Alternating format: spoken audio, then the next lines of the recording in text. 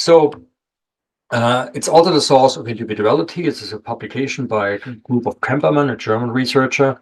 You see a mouse here, and if the mouse is not only in a cage, but actually in what we call enriched environment, and the mice are all identical. I don't have to read all this here, but it shows here that 3 months of living in such a complex environment of mice that are genetically completely identical leads to differences between these mice that were originally all identical, also in their behavior, which is based on adult hippocampal neurogenesis. And Kempermann's group states in this paper, I think it was published in Science, the rich environment lost its sameness over time and gave way to the emergence of a personalized life space and a mouse individuality, similar to what has been observed in humans for personality traits.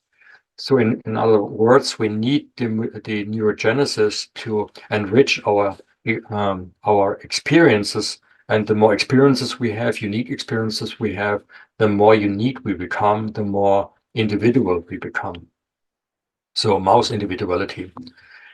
Another very important point is adult hippocampal neurogenesis also buffers stress responses and depressive behavior. So if you have a higher level of neurogenesis, it was shown that you have a high psychological resilience.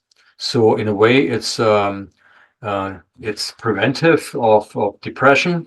And if you're already in a state where you might actually develop depression or are depressed, it is therapeutic, meaning that you have to activate the adult hippocampal neurogenesis in order to overcome depression.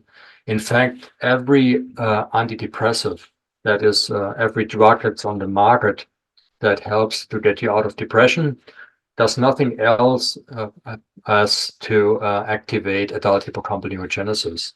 So in animal experience was shown, if you block adult hippocampal neurogenesis, the drugs lose their activity. They don't function anymore. So that's the end goal. No matter what kind of mode of action they have, at the end, they all have to activate neurogenesis in order to be antidepressive. So if neurogenesis is active, you have a strong psychological resilience. If it's inactive, the opposite is the case. And as I've shown in my paper, it was already alluded to, a unified theory of Alzheimer's disease. I show that the active neurogenesis in the hippocampus is preventative for Alzheimer's, and in early Alzheimer's, very early, when the hippocampus is only affected, that's when I call it only hippocampal neurogenesis, a hippocampal dementia, in contrast to vascular dementia. So when the hippocampus is in the earliest stages, the primarily affected organ in the brain, then you can actually stop the process and reverse it due to the fact that you can always reactivate neurogenesis. So a marker for low or insufficient adult hippocampal neurogenesis are the depression and Alzheimer's rates. We come back to that. They are a strong indicator that people or the society has a problem with the production of these new nerve cells, with a lot of consequences. And I have summarized this here. So the adult hippocampal neurogenesis is essentially for the production of new index neurons for new memories and new thoughts.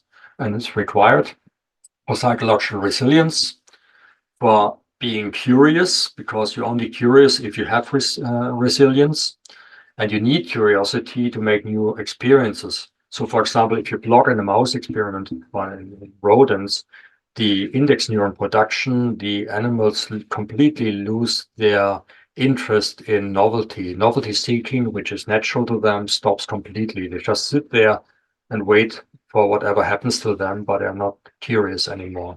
But curiosity is important for us humans. That's why, because we need our knowledge to for the survival of our children and grandchildren. It's actually the very basic reason why we are getting as old as we get.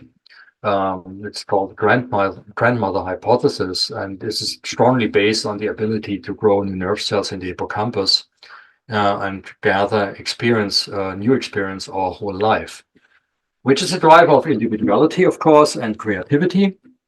And as I alluded to, it's the source, the energy source for thinking.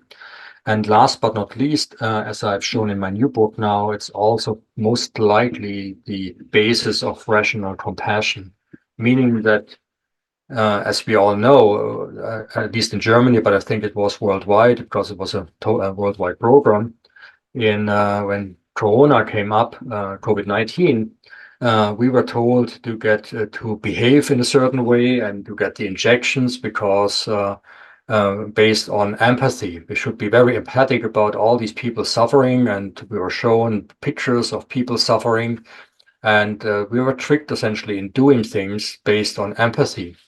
But empathy is essentially a system one function. And sometimes it's not good to be too empathic because you can do something locally, but create a huge damage somewhere else.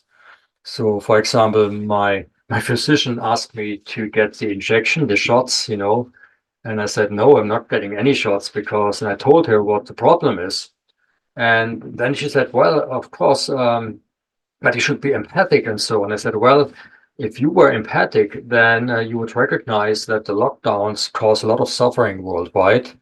And but for that, you need actually rational compassion. You have to understand that local actions have consequences in the distance, and that of course is difficult to see because you only look at things in your surroundings, but you need system two to be able to comprehend that local actions have global consequences.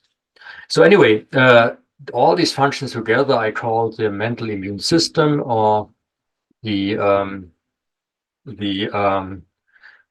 for us as individuals, but also of course as for society, as I explained earlier. So